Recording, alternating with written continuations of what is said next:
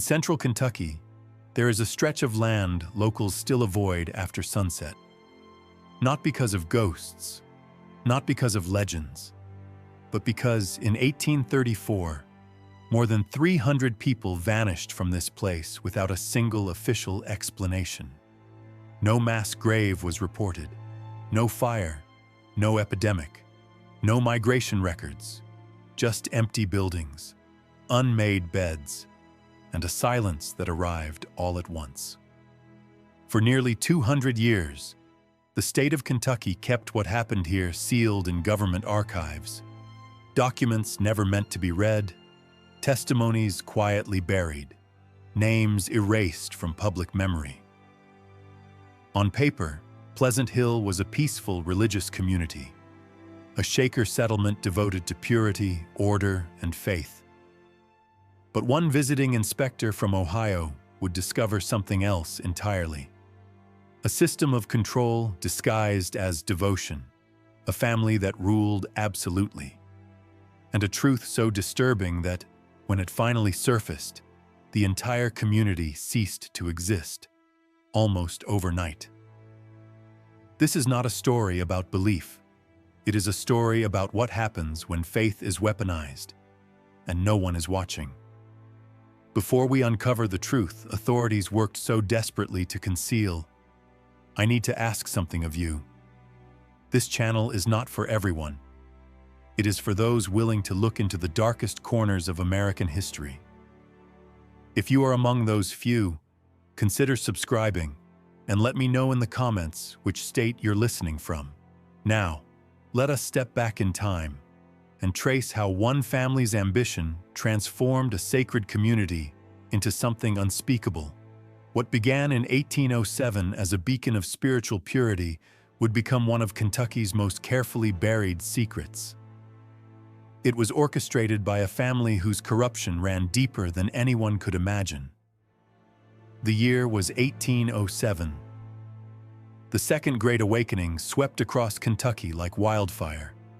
In this atmosphere of revival and religious fervor, Pleasant Hill emerged as a sanctuary for those seeking to live by Shaker principles: celibacy, communal property, and separation from the corruption of the outside world. Nestled in the fertile bluegrass region near Harrodsburg, the community drew hundreds of converts. Men and women willingly surrendered their worldly possessions in exchange for the promise of spiritual perfection. At the center of this seemingly devout settlement stood the Richardson family, whose influence touched every aspect of daily life. Elder Samuel Richardson was a tall man, with piercing gray eyes and a voice capable of commanding absolute attention. He arrived from Ohio, claiming direct ordination from Mother Ann Lee's original disciples. His appearance was always carefully maintained, dressed in simple yet immaculate Shaker garb, his mastery of Shaker theology so complete that even skeptical visitors found themselves convinced. Few ever questioned his authority. His wife, Sister Martha Richardson, publicly renounced their marriage in adherence to Shaker celibacy, while privately continuing their relationship within Samuel's expanded quarters. Martha possessed an unsettling ability to read motivations and fears. Her soft voice and gentle smile concealed a calculating intelligence that shaped the community's social structure with ruthless precision. Their influence spread through Pleasant Hill like the roots of an ancient oak. Their eldest son, Brother Ezekiel Richardson, managed the agricultural operations. Broad-shouldered and commanding, he transformed Pleasant Hill from subsistence farming into a commercial enterprise supplying markets across the Ohio River Valley. His younger brother, Brother Caleb Richardson, served as the community's unofficial enforcer. He monitored private conversations and correspondence with an efficiency that would rival any modern intelligence service. Sister Rebecca Richardson, the eldest daughter, oversaw the women's dormitories and the orientation of new converts. At 28, unmarried, she redirected fierce maternal instincts into a system of psychological dismantling.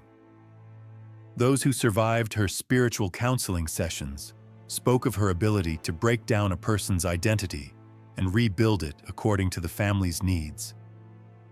The youngest daughter, Sister Patience Richardson, maintained the community's official records and correspondence. Though only 24, she possessed a rare talent for forgery. After studying someone's handwriting for mere days, she could replicate it flawlessly. Her meticulous records formed the documentary illusion that shielded the family from scrutiny. Extended relatives played their roles as well. Samuel's brother, Brother Jeremiah Richardson, controlled the furniture workshops. A genuine craftsman, he maintained the quality that made Pleasant Hill furniture sought after throughout Kentucky, while operating what was effectively a forced labor system. Cousin Brother Isaiah Richardson managed the profitable seed business, traveling across 3 states. His gentle demeanor and agricultural expertise concealed purposes that would have horrified his customers. Martha's sister, Sister Hannah Collins, supervised the kitchens and food distribution. Control over nutrition allowed her to reward obedience and punish dissent without raising suspicion. Her knowledge of herbs and substances was applied with chilling precision. Even the elderly matriarch, Mother Sarah Richardson, played her part. Frail in appearance, she served as a living symbol of spiritual legitimacy. In truth, she was the family's strategic mind, guiding long-term manipulation with decades of experience. Samuel's youngest brother, Brother Nathan Richardson, managed relationships with local authorities, charming figures like Sheriff William Morrison of Mercer County into believing Pleasant Hill was a model religious settlement worthy of protection. To outsiders, Pleasant Hill appeared idyllic. Pristine buildings, orderly gardens, contented members working from dawn until dusk. Nearly 400 souls appeared to live in harmony, free of coercion or abuse. Visitors saw only devotion and discipline. What they could not see was the web of surveillance woven through every corridor and field. Every decision, no matter how small, required Richardson approval. No one left the grounds without escort. Even brief trips to Harrodsburg were justified, supervised, and reported. Information flowed downward, never up. Dissent was identified before it could take form. New converts underwent a carefully engineered indoctrination process, overseen by Martha and Rebecca. Over 6 months, previous identities were erased and replaced with absolute obedience. By the end, questioning authority felt indistinguishable from questioning God. Daily routines reinforced this control. Members rose at 4:30 each morning to Brother Caleb's bell. Meals were prepared under Hannah's supervision. Work assignments prevented private conversation. Evening worship, led by Samuel, blended genuine spiritual language with subtle psychological conditioning, leaving members emotionally pliable and dependent. The first fracture in this perfect facade appeared on a bitter February morning in 1812. Brother Thomas Whitman, a successful merchant who had donated his entire estate to Pleasant Hill 5 years earlier, began asking questions. Thomas arrived in 1807, a widower in his 50s who had lost his children to cholera. The Shaker promise of spiritual family offered him solace. His donation of a thriving dry goods business provided much of the capital that built Pleasant Hill's prosperity. For 5 years, he was the ideal member, tireless, humble, unquestioning. But his business experience sharpened his eye. Gradually, he noticed discrepancies others missed. Seed profits reported by Brother Isaiah didn't align with what Thomas observed on deliveries. Furniture revenues seemed impossibly high. Most troubling, membership numbers failed to match food consumption records. During a monthly meeting, Thomas rose, holding pages of careful calculations. "I have been praying over concerns that weigh heavy on my heart," he said. "Our community prospers, yet our records show contradictions." Silence fell. Samuel remained serene. Martha smiled gently, knuckles white against her prayer book. Thomas continued. "Brother Isaiah reports $800 in seed profits last quarter. By my count, it should be nearer 1,200, and our rolls list 400 souls, yet our provisions suggest far fewer." Brother Caleb subtly repositioned himself near the exit. Rebecca watched Thomas without blinking. The response came from Mother Sarah. Her voice was soft, but carried unmistakable warning. "Brother Thomas, your doubts reflect lingering worldly thinking. Our leaders manage temporal matters for our spiritual good. Perhaps prayer will free you from these concerns." Samuel nodded.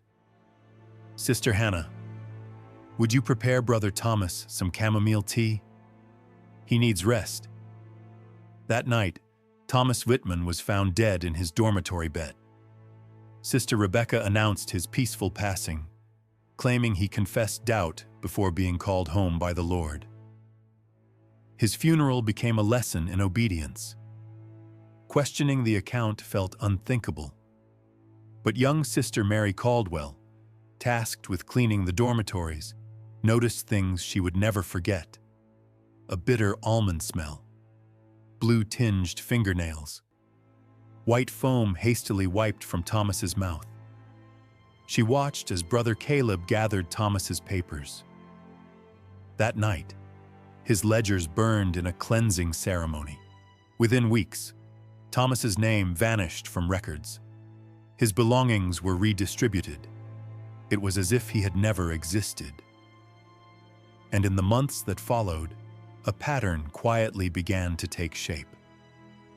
In the months following Brother Thomas Whitman's death, a pattern emerged, subtle at first, almost invisible beneath layers of ritual and routine.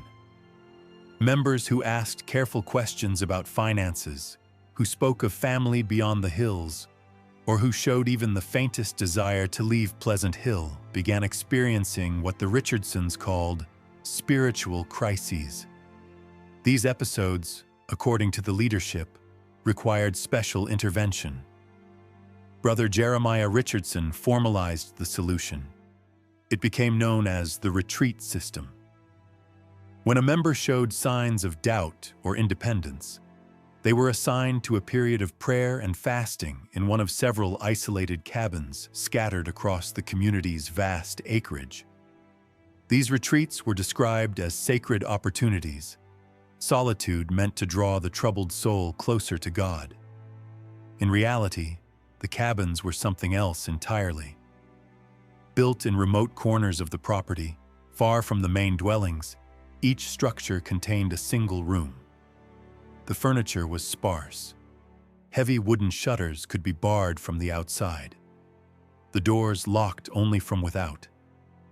Narrow forest paths connected the cabins to Pleasant Hill, ensuring that no cries, no desperate sounds, would ever carry back to the community. Brother Caleb Richardson managed the selection of retreat candidates. His network of informants was so thorough that most members never realized they were being watched. Private conversations, lingering glances, changes in routine, all were noted and quietly reported. People came to believe Caleb's sudden appearances were coincidence, never suspecting the surveillance behind them. The criteria were precise. New converts asking about absent relatives were flagged quickly. Longtime members who demonstrated leadership potential were deemed dangerous. Those who expressed attachment to donated possessions, who formed close friendships, or who spoke of homesickness during meetings soon found themselves scheduled for reflection. Once selected, Sister Hannah Collins took over the correspondence. She ensured worried families received letters explaining sudden absences or deaths. Her handwriting was flawless. She studied each member's script with scientific care, producing letters so convincing they silenced questions for years. Parents in Ohio received tender notes describing missionary work in distant territories. Siblings in Pennsylvania read detailed accounts of peaceful deaths following brief illnesses. Final words were quoted. Burial services described. None of it was real. Brother Isaiah Richardson's seed business provided the final layer of concealment. His monthly travels across Kentucky, Ohio, and Tennessee offered ideal opportunities to dispose of bodies far from Pleasant Hill. He knew remote farms intimately, welcomed by customers who never questioned his occasional overnight stays during bad weather. The wagons he drove were modified, appearing to carry seed and tools, but hiding something far darker beneath false panels. Isaiah's reputation for reliability ensured no one asked why he sometimes returned with dirt beneath his nails and a hollow look in his eyes. When authorities made inquiries, they were met with immaculate records prepared by Sister Patience Richardson. Membership rolls showed voluntary departures, medical files explained deaths, travel documentation supported missionary claims. Her system was so comprehensive that casual scrutiny revealed nothing amiss. But the most chilling aspect of Pleasant Hill was not the physical violence. It was the psychological transformation of those who remained. The Richardsons had created a closed world where obedience equaled virtue and doubt equaled sin. Members policed their own thoughts. Confessions became surveillance. Fear was internalized, invisible, omnipresent. Despite constant disappearances, the population hovered near 400. New converts arrived monthly, their donated property financing expansion. Those who threatened control were removed. Brother Caleb called it natural selection.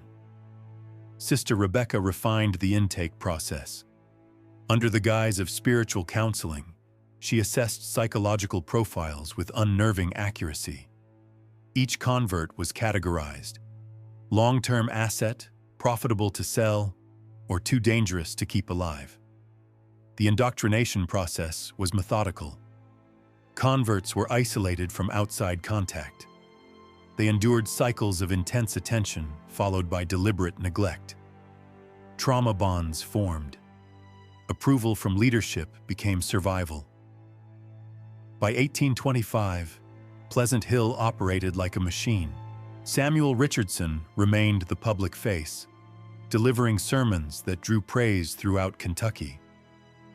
Ministers cited Pleasant Hill as a model of Christian living, his charisma distracted from the earthly machinery beneath.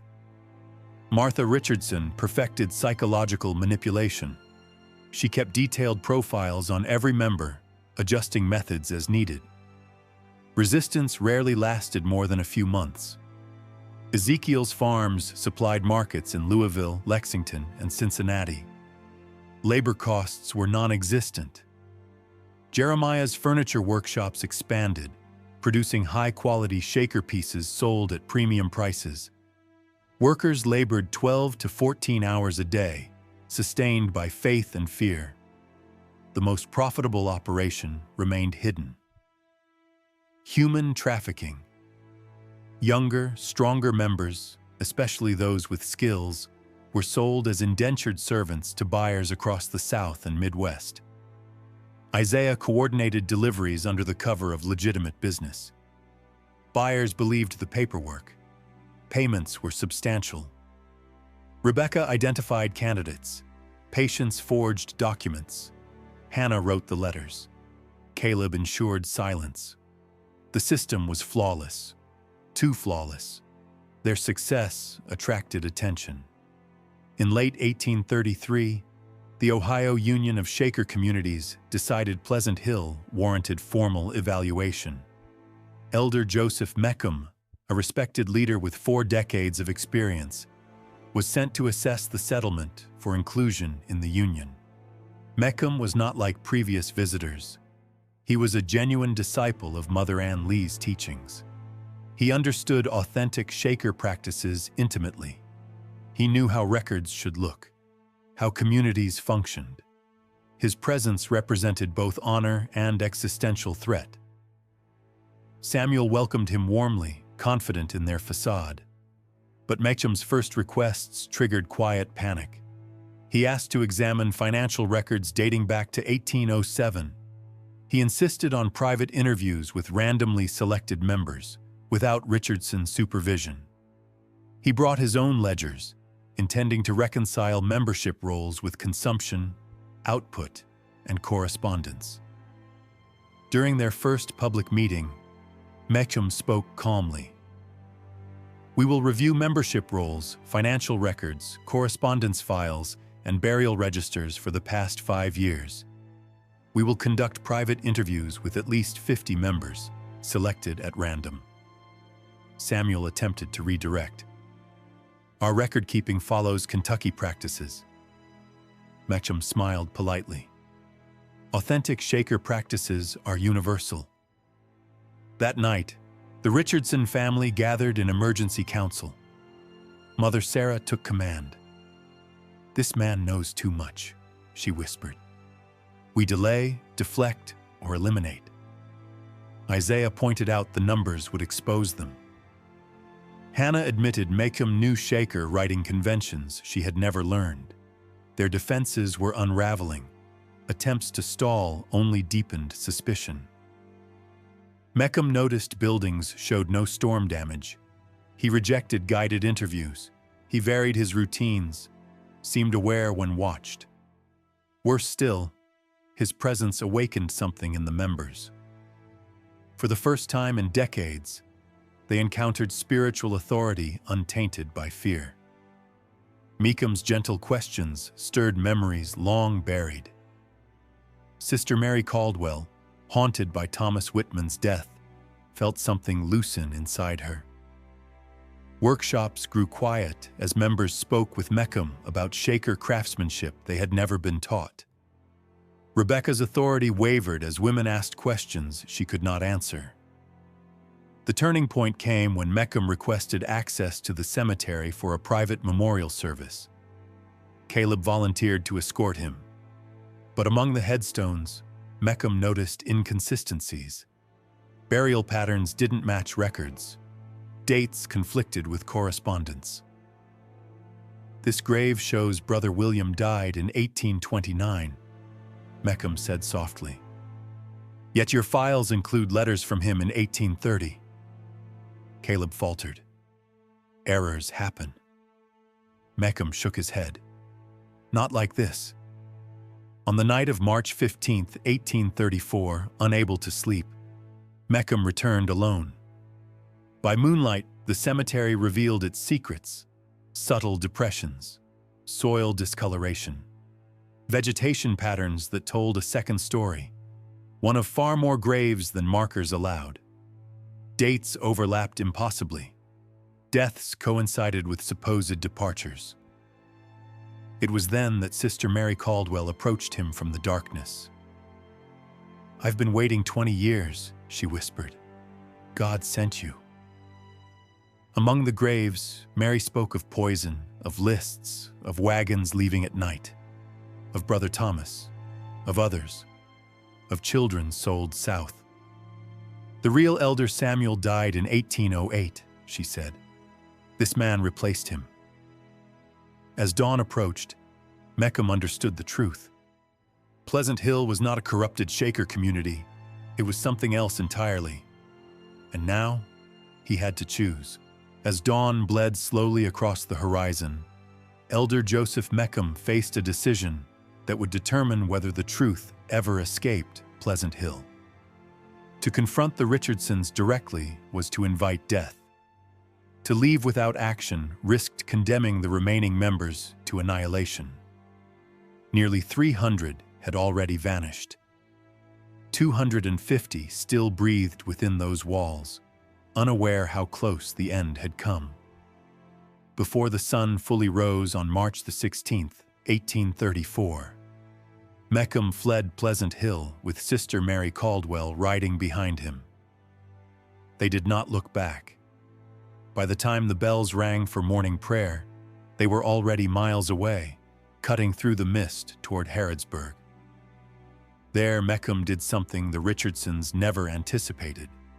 He bypassed local sympathies and demanded federal authority. Armed with Mary's testimony and his own meticulous notes, he exposed the discrepancies, the false records, the impossible numbers. A federal marshal was summoned. Sheriff William Morrison's resistance collapsed when confronted with evidence of his payments from Pleasant Hill. Captain James Crawford arrived with 12 men and jurisdiction that could not be bought. When authorities returned to Pleasant Hill, they expected resistance. What they found was worse. The Richardsons knew. Somehow, word had reached them. In the 3 days between Meckham's departure and the raid, they made a final decision. Of the roughly 250 members alive when Meckham arrived, only 37 were found living. The survivors were discovered locked beneath the main buildings, confined in storage rooms without food or water. For 2 days they had waited while the family debated their fate, whether to kill them all or sell the strongest before fleeing west with whatever wealth could be carried. Those 37 were not spared out of mercy. They were inventory. What followed became one of the most disturbing investigations in Kentucky's history. Hidden burial sites were uncovered across the property. Shallow graves, deep pits. Some held single bodies, others contained many. The remains bore signs of poison, strangulation, blunt force trauma. In Brother Jeremiah Richardson's workshop, investigators found maps, carefully drawn, meticulously labeled, marking every burial site across the land. More than 150 unmarked graves were confirmed within Pleasant Hill alone. Many contained multiple victims, disposed of during the same periods when records showed missionary departures. In the family's private quarters, investigators discovered ledgers documenting human trafficking with cold efficiency. Names, prices, buyers, destinations. Over $40,000 in profit in the past decade alone, far surpassing income from farms or furniture. But the most chilling artifact was Martha Richardson's journal. For 15 years, she had documented her work as if conducting experiments. There was no remorse in her writing, only observation. Which techniques broke resistance fastest? Which personalities responded best to isolation, shame, or false affection? Pages of psychological profiles detailed every member's value, threat level, and eventual fate. People were resources, nothing more. The trial that followed shocked the nation. Samuel, Martha, and their 6 adult children were charged with murder, kidnapping, fraud, and human trafficking. The proceedings in Frankfurt drew reporters from across the country. Witness after witness spoke of disappearances, of poison-laced meals, of midnight wagons and sealed letters. The evidence was overwhelming. The jury deliberated for less than 2 hours. All 7 were convicted. Sentences were carried out in October of 1834. The executions brought a grim sense of justice, but nothing resembling closure. For the survivors, freedom did not mean peace. Many could not function beyond institutional care.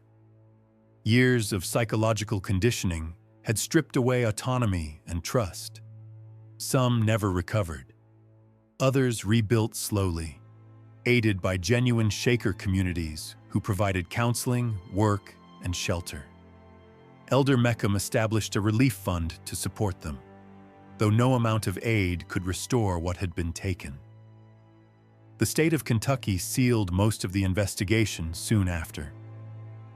Officials feared the damage public knowledge would bring to religious settlement, to commerce, to reputation. Pleasant Hill's buildings were dismantled, the land sold quietly. Farmers were told only that the community had dissolved after financial trouble. The silence returned. Modern historians who have since accessed fragments of the sealed archives estimate the true number of victims may exceed 400. Perhaps more. Many were never recorded. Many never existed on paper at all. Pleasant Hill stands as a reminder that evil does not always arrive with violence at first. Sometimes it arrives with hymns, with promises of belonging, with smiles and scripture. The Richardsons succeeded because they understood isolation, because they weaponized faith, because they turned longing into leverage, and because no one was watching closely enough. Even now, the full truth may remain buried in Kentucky's sealed files, locked away with names never spoken and lives never mourned. What do you think still lies hidden there? And if those archives were opened completely, would we be ready to face what they contain?